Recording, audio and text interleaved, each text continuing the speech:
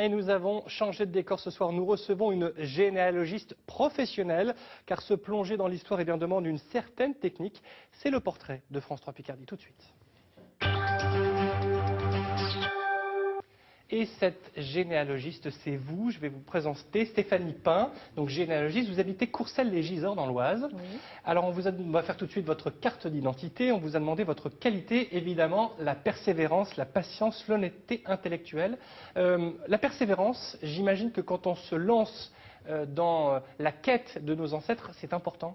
Oui, et puis ça demande beaucoup de temps à passer, donc effectivement, il faut de la persévérance, tout n'est pas acquis. De la patience. De la patience aussi. Et pourquoi de l'honnêteté intellectuelle? Parce qu'on peut aussi être confronté à une petite erreur et voilà, il faut savoir l'admettre, donc...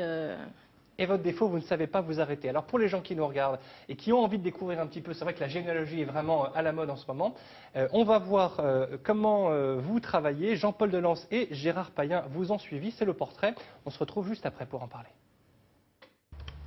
C'est une enquêtrice d'un genre un peu particulier. Elle aussi accumule patiemment les indices, elle aussi traque les traces de sang, mais un sang commun à toute une famille à travers les siècles. Chacune de ces enquêtes peut faire l'objet de rebondissements et de belles découvertes.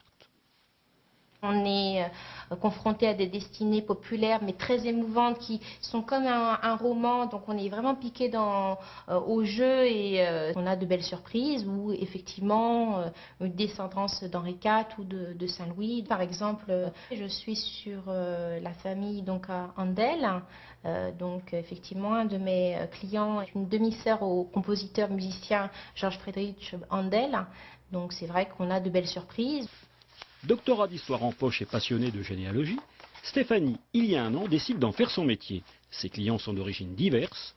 Dans un monde de plus en plus privé de repères, la recherche de ses racines est devenue un véritable phénomène de société. Ce sont des personnes avant tout qui n'ont pas le temps de le faire en soi, puisque l'hypercentralisation a accentué le déracinement, l'éloignement de chacun, donc ils ont une quête identitaire, ils veulent donc savoir et ils n'ont pas forcément donc de méthode appropriée, ils font appel donc à un généalogiste. La technologie moderne et l'accès à Internet permettent de réduire considérablement le temps consacré aux recherches. On a d'un seul clic un registre de mariage, de décès, d'un ancêtre, donc effectivement ça a permis de faciliter plus rapidement les recherches. Mais on ne trouve pas tout. Mais on ne trouve pas tout, d'une part parce que certains départements n'ont pas encore été numérisés, enfin du moins les registres. Les contrats de mariage ne sont pas en ligne, les lettres d'anoblissement ou de notoriété. Donc effectivement, il faut aller sur place pour avoir des informations sur un ancêtre récalcitrant. Et pour une historienne, quoi de plus naturel que de manipuler ces documents anciens? Je pense qu'on ressent plus facilement donc l'époque. On est imprégné par l'écriture effectuée donc par les officiers d'état civil et on a le contact direct avec la signature. Donc c'est tout à fait essentiel de consulter donc ces registres d'état civil. Donc on va imprimer celui-ci. Pour la touche finale, Stéphanie travaille avec un imprimeur. C'est ici que ses travaux prennent corps. 6 à 8 mois sont nécessaires pour retrouver les 250 personnages figurant sur un arbre généalogique recouvrant 8 générations.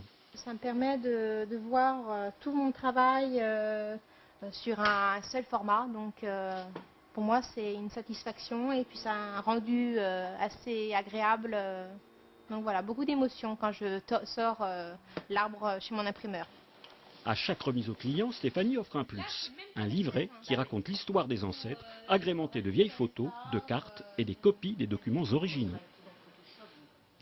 Alors Stéphanie Pain, quel est l'intérêt pour les gens qui nous regardent de faire appel à un généalogiste professionnel? Déjà d'avoir un arbre au final et un rapport. Il y a dans ce rapport tous les actes qui sont répertoriés, il y a la vie de leurs ancêtres. Donc pour eux c'est un intérêt d'avoir quelque chose, je dirais de tout fait, parce qu'ils n'ont pas forcément le temps de le réaliser par eux-mêmes. C'est vrai qu'aujourd'hui la généalogie est une véritable passion. Il y a beaucoup de gens qui s'improvisent, en tout cas qui essayent tout seuls de connaître leurs ancêtres. Est-ce que vous avez des conseils simples à leur donner ? Comme pour toute généalogie, c'est déjà de répertorier donc tous les actes qu'ils ont en leur possession, les livrets de famille. Faire le tour de la famille, déjà. Ouais, faire le tour de la famille et poser des questions et ensuite se lancer dans un acte de naissance qui donnera la filiation et remonter au fil du temps. Mais on est d'accord qu'il y a une technique particulière c'est-à-dire plus on avance dans le temps, plus c'est compliqué. Ah ben, tout à fait. Donc les registres paroissiaux ne sont pas acquis à tout le monde dans le sens où il n'y a pas de table décennale, tout n'est pas répertorié, donc il faut effectivement avoir une certaine logique. Si on n'a pas l'information, se plonger dans les recensements. Donc tout ça, ça demande une méthodologie, effectivement. À partir de quelle date, le 17e, 18e, est-ce qu'il y a une date butoir derrière laquelle c'est toujours beaucoup plus difficile parce que les traces ne sont pas fidèles, par exemple? Je dirais que avant la Révolution française, effectivement, ça se complique. Donc, mais après, pourquoi? Parce qu'il y a beaucoup de lacunes dans des registres paroissiaux et donc il faut pallier à tout cela.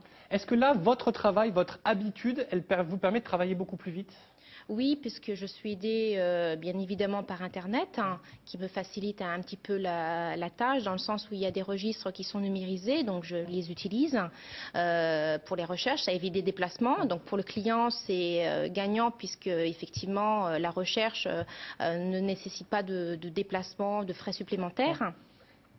Donc c'est vrai que Internet est très important. Alors là, on voit l'intérêt pour le client. Vous, comment est-ce que vous êtes tombé là-dedans?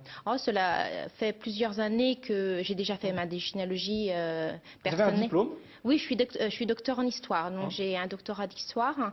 Et donc après, bien évidemment, c'est la passion de l'histoire, de la généalogie, de tout se mêle et on a envie de monter sa propre activité. Et quelles personnes viennent vous voir pour justement que vous leur établissiez leur arbre généalogique? Alors, il y a toutes sortes de personnes, dans le sens où ça peut être des personnes, effectivement, des généalogistes amateurs qui veulent avoir... Ils veulent aller plus loin? Plus loin, sur certaines branches qui les intéressent, où ils sont bloqués, donc ils souhaitent donc une ascendance supplémentaire, ou autrement, et ça c'est la majorité des cas, des clients qui souhaitent donc partir sur 8 générations et avoir la totalité des informations. Évidemment, une question importante, est-ce que c'est cher de retrouver ses ancêtres? Alors, je dirais tout dépend du budget, ça va de 150 à 2500 € pour 8 générations, sachant que 8 générations c'est l'arbre que vous avez dans votre reportage, qui représente 250 personnages, plus de 600 actes à retrouver. C'est vraiment un travail très complet. Oui, je compte... Alors, pour ceux que ça intéresse et tous ceux qui voudraient aller plus loin, on va donner votre site internet www.mon-arbre-généalogique.fr. Merci beaucoup Stéphanie Pain d'avoir été notre invitée. C'est déjà la fin de ce journal, mais